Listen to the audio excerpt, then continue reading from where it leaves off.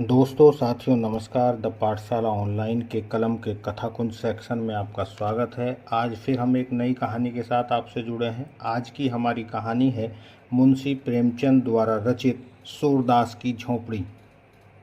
इस कहानी का मुख्य उद्देश्य मानवीय दृढ़ता, क्षमाशीलता और संघर्ष को दर्शाना है। यह कहानी संदेश देती है कि परिस्थितियाँ कितनी भी कठिन क्यों न हो, मनुष्य को कभी हार नहीं माननी चाहिए। सूरदास का चरित्र एक ऐसे व्यक्ति का प्रतीक है जो सब कुछ खो देने के बाद भी निराश नहीं होता।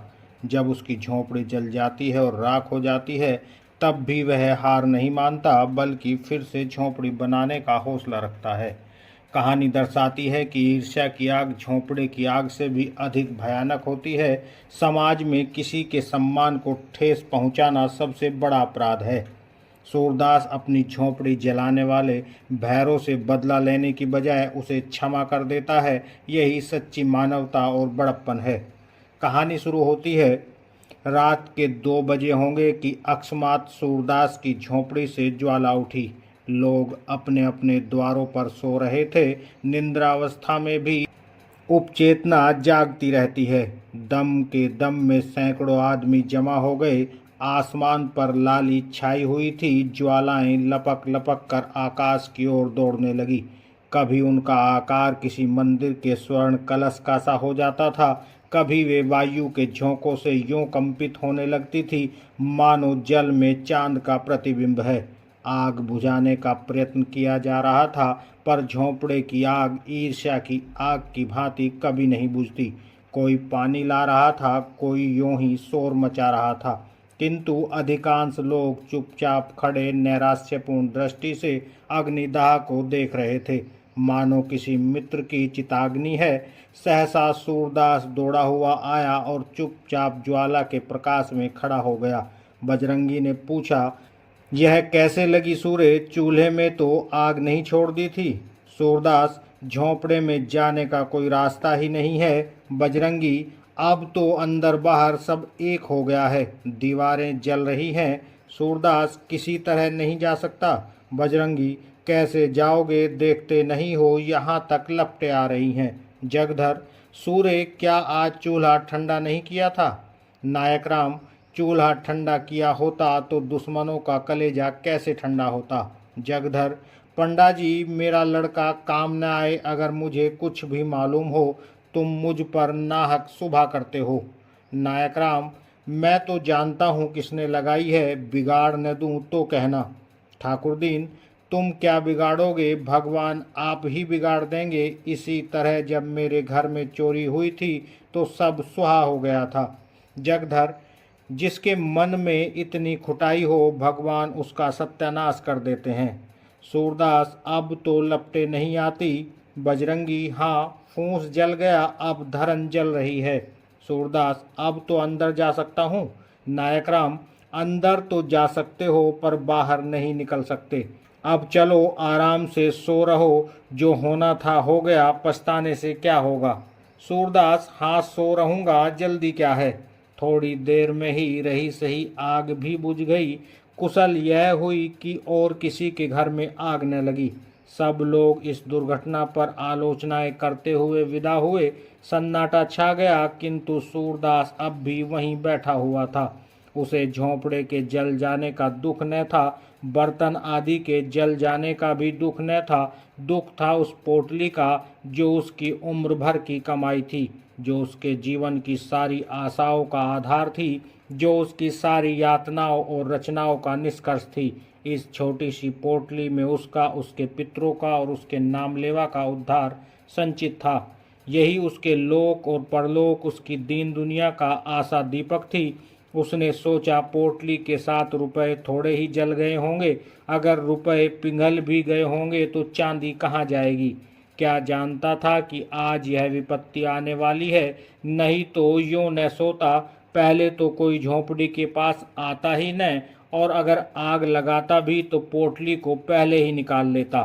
सच तो यूं है कि मुझे यहाँ रुपए रखने ही न चाहिए थे, पर रखता कहाँ। मोहल्ले में ऐसा कौन है जिसे रखने को देता। हाय, पूरे 500 रुपये थे, कुछ पैसे ऊपर हो गए थे। क्या इसी दिन के लिए पैसे पैसे बटोर रहा था? खा लिया होता तो कुछ तस्कीन होती। क्या सोचता था और क्या हुआ? गया जाकर पितरों का पिंडा देने का इरादा किया था। अब उनसे कैसे गला छूटेगा सोचता था। कहीं मिठवा की सगाई ठहर जाए तो कर डालूं।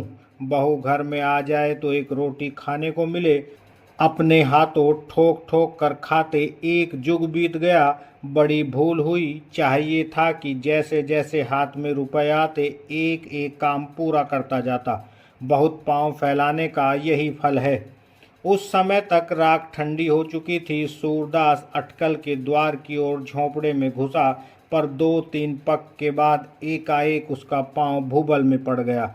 ऊपर राख थी लेकिन नीचे आग। तुरंत पांव खींच लिया और अपनी लकड़ी से राख को उलटने पलटने लगा, जिससे नीचे की आग भी जल्द राख हो जाए। आधा घंटे में उसने सारी राख नीचे से ऊपर कर दी और तब फिर डरते डरते राख में पैर रखा। राख गर्म थी पर असहनीय थी। उसने उसी जगह की सीध में राख को टटोलना शुरू किया जहां छप्पर में पोटली रखी थी। उसका दिल धड़क रहा था। उसे विश्वास था कि रुपए मिले न मिले, पर चांदी तो कहीं गई ही नहीं। सहसा वह उछल पड़ा। कोई भारी चीज हाथ लगी। उठा लिया, पर टटोल कर देखा तो मालूम हुआ ईंट का टुकड़ा है। फिर टटोलने लगा जैसे कोई आदमी पानी में मछलियां टटोले। कोई चीज हाथ न लगी।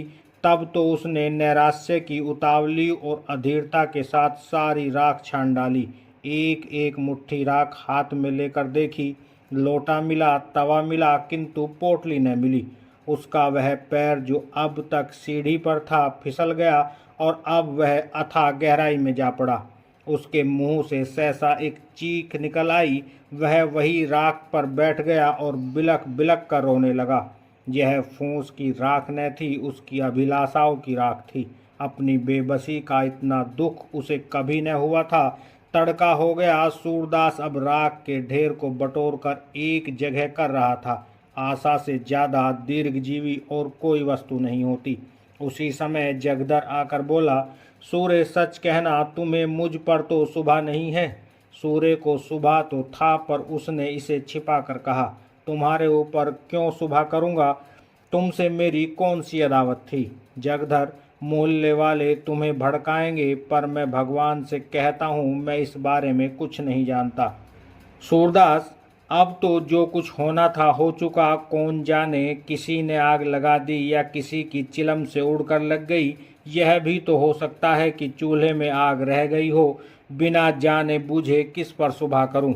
जगदर, इसी से तुम्हें चिता दिया कि कहीं सुबह में मैं भी न मारा जाऊं। सूरदास, तुम्हारी तरफ से मेरा दिल साफ है। जगधर को भैरव की बातों से अब यह विश्वास हो गया कि यह उसी की शरारत है। उसने सूरदास को रुलाने की बात कही थी। उस धमकी को इस तरह पूरा किया। वह वहां से सीधे भैरव के पास गया। वह चुपचाप बैठा नारियल का हुक्का पी रहा था, पर मुख से चिंता और घबराहट झलक रही थी। जगदर को देखते ही बोला, कुछ सुना है? लोग क्या बातचीत कर रहे हैं? जगधर, सब लोग तुम्हारे ऊपर सुबह करते हैं। नायक राम की धमकी तो तुमने अपनी कानों से सुनी।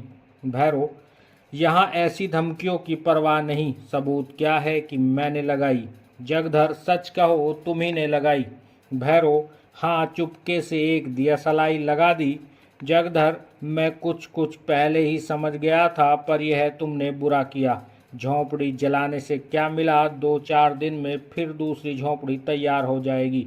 भैरव, कुछ हो, दिल की आग तो ठंडी हो गई। यह देखो। यह कहकर उसने एक थैली दिखाई जिसका रंग धुएं से काला हो गया। जगधर ने उत्सुक होकर पूछा, इसमें क्या है? अरे, इसमें तो रुपए भरे हुए हैं। भैरव, यह सुबागी को बहका ले जाने का जरिमाना है। जगधर, सच बताओ, ये रुपए कहाँ मिले? भैरव, उसी झोंपड़े में बड़े जतन से धरन की आड़ में रखे हुए थे। पाजी रोज रागीरों को ठग ठग कर पैसे लाता था और इसी थैली में रखता था। मैंने गिने हैं, 500 से ऊपर हैं। न जाने कैसे इतने रुपए जमा हो गए। बच्चों को इन्हें रुपयों की गर्मी थी। अब गर्मी निकल गई।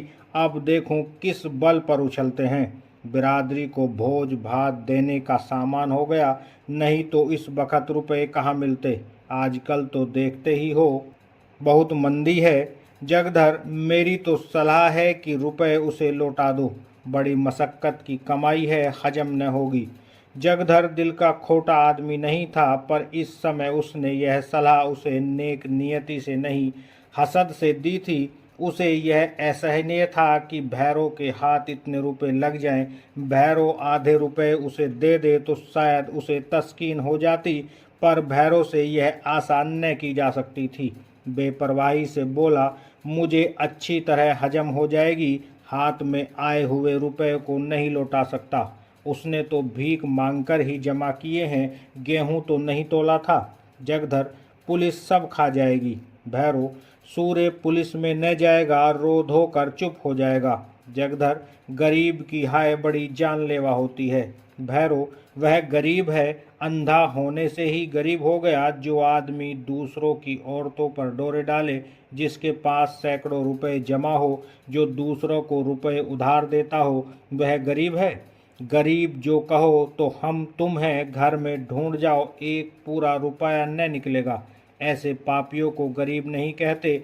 अब भी मेरे दिल का कांटा नहीं निकला। जब तक उसे रोते न देखूंगा यह कांटा न निकलेगा। जिसने मेरी आबरू बिगाड़ दी उसके साथ जो चाहे करूं, मुझे पाप नहीं लग सकता। जगधर का मन आज खोंचा लेकर गलियों का चक्कर लगाने में न लगा। छाती पर सांप लौट रहा था। इसे दम के दम में इतने रुपए मिल गए, अब मौज उड़ाएगा। तकदीर इस तरह खुलती है, यहाँ कभी पड़ा हुआ पैसा भी न मिला। पाप पुण्य की कोई बात नहीं, मैं ही कौन दिन भर पुण्य किया करता हूँ। दमड़ी छदाम कौड़ियों के लिए टेनी मारता हूँ, बाट खोटे रखता हूँ, तेल की मिठाई को घी की कहकर बेचता हूँ। ईमान गंवाने पर भी कुछ नहीं लगता। जानता हूँ यह बुरा काम है, पर बाल बच्चों को पालना भी तो जरूरी है। इसने ईमान खोया तो कुछ लेकर खोया, अब 2-3 दुकानों का और ठेका ले लेगा। ऐसा ही कोई माल मेरे हाथ भी पड़ जाता तो जिंदगी सफल हो जाती। जगधर के मन में ईर्ष्या का अंकुर जमा। वह भैरों के घर से लौटा तो देखा कि सूरदास राख को बटोर उसे आटे की भांति गूंथ रहा है। सारा शरीर भस्म से ढका हुआ और पसीने की धारें निकल रही हैं। बोला, सूर्य क्या ढूंढते हो? सूरदास, कुछ नहीं, यहाँ रखा ही क्या था, यही लोटा तवा देख रहा था। जगधर, और वह थैली किसकी है जो भैरों के पास है? सूरदास चौंका, क्या इसीलिए भैरों आया था? जरूर यही बात है, घर में आग लगाने से पहले रुपए निकाल लिए होंगे। लेकिन अंधे भिखारी के लिए दरिद्रता इतनी लज्जा की बात नहीं जितना धन। सूरदास जगधर से अपनी आर्थिक हानि को गुप्त रखना चाहता था। वह गया जाकर पिंडदान करना चाहता था, मिठुआ का ब्याह करना चाहता था, कुआं बनवाना चाहता था, किंतु इस ढंग से कि लोगों को आश्चर्य हो कि इसके पास रुपए कहाँ से आए। लोग यही समझें कि भगवान दीन जनों की सहायता करते हैं। भिखारियों के लिए धन संचय पाप संचय से कम अपमान की बात नहीं। बोला, मेरे पास थैली वैली कहाँ होगी, किसी की थैली होती तो भीख मांगता। जगधर, मुझसे उड़ते हो। भैरव मुझसे स्वयं कह रहा था कि झोंपड़ी में धरन के पास यह थैली मिली, 500 रुपये से कुछ बेसी हैं। सूरदास, वह तुमसे हंसी करता होगा, 5.5 रुपये तो कभी जुड़े ही नहीं, 550 कहाँ से आते। इतने में सुभागी वहां आ पहुंची। रात भर मंदिर के पिछवाड़े अमरूद के बाग में छिपी बैठी थी। वह जानती थी आग भैरों ने लगाई। भैरों ने उस पर जो कलंक लगाया था उसकी उसे विशेष चिंता न थी, क्योंकि वह जानती थी किसी को इस पर विश्वास न आएगा। लेकिन मेरे कारण सूरदास का जो सर्वनाश हो जाए, इसका उसे बहुत दुख था। वह इस समय उसको तस्कीन देने आई थी। जगधर को वहाँ खड़ा देखा तो झिझकी। भय हुआ कहीं यह मुझे पकड़ न ले। जगधर को वह भैरोही का दूसरा अवतार समझती थी। उसने प्रण कर लिया कि अब भैरों के घर न जाऊंगी, अलग रहूंगी और मेहनत मजूरी करके जीवन का निर्वाह करूंगी। यहाँ कौन लड़के रो रहे हैं, एक मेरा ही पेट उसे भारी है न। अब अकेले ठोके और खाए और बुढ़िया के चरण धो धो कर पिए, मुझसे तो यह नहीं हो सकता। इतने दिन हुए इसने कभी अपने मन से धेले का सिंदूर भी न दिया होगा तो मैं क्यों उसके लिए मरूं। वह पीछे लौटना ही चाहती थी कि जगधर ने पुकारा, सुभागी कहाँ जाती है? देखी अपने खसम की करतूत, बेचारे सूरदास को कहीं का न रखा।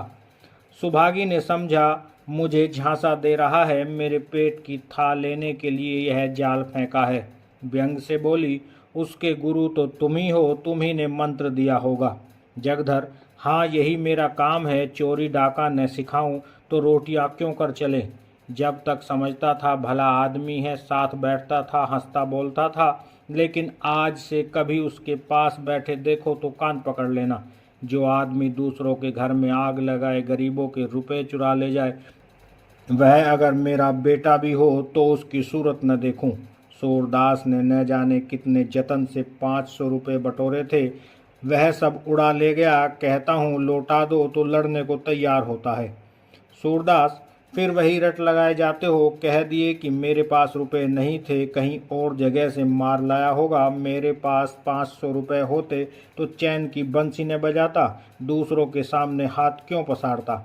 जगधर, सूर्य, अगर तुम भरी गंगा में कहो कि मेरे रुपए नहीं हैं तो मैं न मानूंगा। मैंने अपनी आंखों से वह थैली देखी है। भैरव ने अपने मुंह से कहा है कि यह थैली झोंपड़े में धरन के ऊपर मिली। तुम्हारी बात कैसे मान लूं?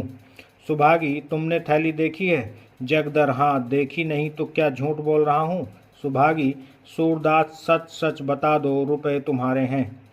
सूरदास, पागल हो गई है क्या? इनकी बातों में आ जाती है, भला मेरे पास रुपए कहाँ से आते। जगधर, इनसे पूछ, रुपए न थे तो इस घड़ी राख बटोर कर क्या ढूंढ रहे थे। सुभागी ने सूरदास के चेहरे की तरफ अन्वेषण की दृष्टि से देखा।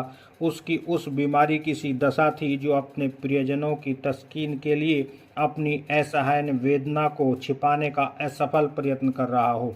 जगधर के निकट आकर बोली, रुपए जरूर थे, इसका चेहरा कह देता है। जगधर, मैंने थैली अपनी आंखों से देखी है। सुभागी, अब चाहे वह मुझे मारे या निकाले पर रहूंगी उसी के घर। कहाँ कहाँ थैली को छुपाएगा, कभी तो मेरे हाथ लगेगी।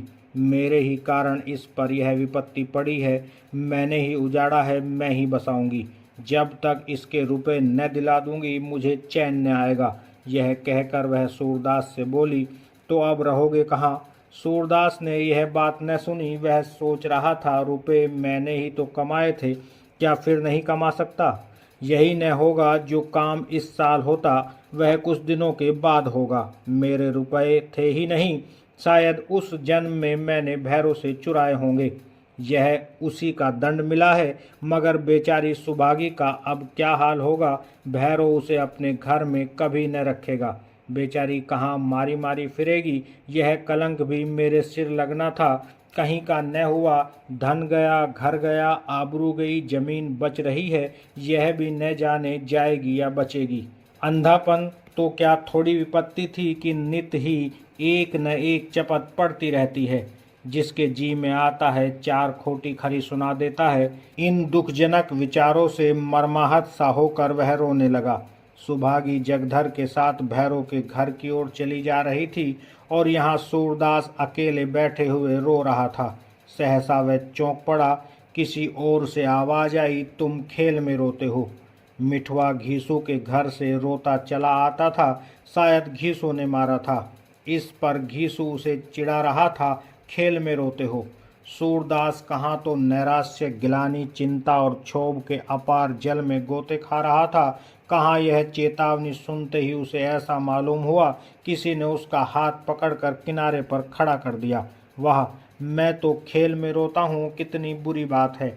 लड़के भी खेल में रोना बुरा समझते हैं, रोने वाले को चिढ़ाते हैं, और मैं खेल में रोता हूँ। सच्चे खिलाड़ी कभी रोते नहीं, बाजी पर बाजी हारते हैं, चोट पर चोट खाते हैं, धक्के पर धक्के सहते हैं, पर मैदान में डटे रहते हैं। उनकी त्योरियों पर बल नहीं पड़ते, हिम्मत उनका साथ नहीं छोड़ती, दिल पर मालिन्य की छींटे भी नहीं आने देते, न किसी से जलते हैं न चिढ़ते हैं। खेल में रोना कैसा? खेल हंसने के लिए, दिल बहलाने के लिए है, रोने के लिए नहीं। सूरदास उठ खड़ा हुआ और विजय गर्व की तरंग में राख के ढेर को दोनों हाथों से उड़ाने लगा। आवेग में हम उद्दिष्ट स्थान से आगे निकल जाते हैं। वह संयम कहाँ है जो शत्रु पर विजय पाने के बाद तलवार को म्यान में कर ले। एक क्षण में मिठवा, घीसू और मोहल्ले के 20 लड़के आकर इस भस्म स्तूप के चारों ओर जमा हो गए और मारे प्रश्नों के सूरदास को परेशान कर दिया। उसे राख फेंकता देखकर सबों को खेल हाथ आया। राख की वर्षा होने लगी। दम के दम में सारी राख बिखर गई। भूमि पर केवल काला निशान रह गया। मिठवा ने पूछा, दादा अब हम रहेंगे कहाँ? सूरदास, दूसरा घर बनाएंगे। मिठवा, और कोई फिर आग लगा दे? सूरदास, तो फिर बनाएंगे। मिठवा, और फिर आग लगा दे? सूरदास, तो हम भी फिर बनाएंगे। मिठवा, और कोई 1000 बार लगा दे? सूरदास, तो हम 1000 बार बनाएंगे। बालकों को संख्याओं से विशेष रुचि होती है। मिठवा ने फिर पूछा, और जो कोई 100 लाख बार लगा दे? सूरदास ने उसी बालोचित सरलता से उत्तर दिया, तो हम भी 100 लाख बार बनाएंगे। और यहीं पर कहानी समाप्त हो जाती है। दोस्तों, साथियों, अगर ये कहानी आपको पसंद आई हो तो इसे लाइक करें, हमारे चैनल को सब्सक्राइब करें। आगे फिर एक नई कहानी के साथ आपसे जुड़ते हैं, तब तक के लिए दीजिएगा इजाज़त। जय हिंद, जय भारत।